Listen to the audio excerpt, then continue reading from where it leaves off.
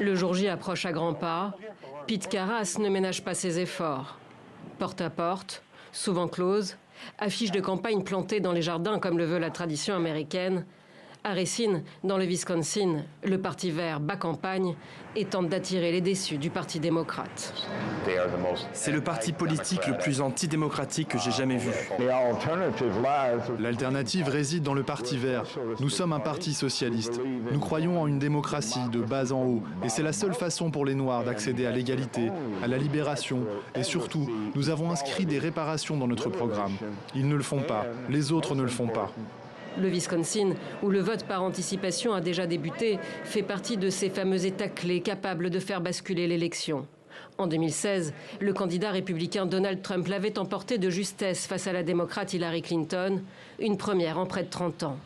Certains avaient pointé du doigt la responsabilité de Jill Stein et de ses plus de 30 000 voix grappillées. La candidate du Parti vert est encore à l'offensive pour ce scrutin dans les États où Donald Trump et Kamala Harris sont au coude à coude, avec un programme qui se veut pro-ouvrier, d'urgence climatique et anti-guerre, n'hésitant pas à dénoncer un génocide en cours à Gaza. Vous savez, nous sommes dans une situation désastreuse qui perdurera sous les démocrates et les républicains. Nous disons donc qu'il n'y a pas de moindre mal dans cette course. Et c'est pourquoi, bien sûr, les démocrates ont travaillé si dur pour nous retirer du scrutin, pour nous faire taire.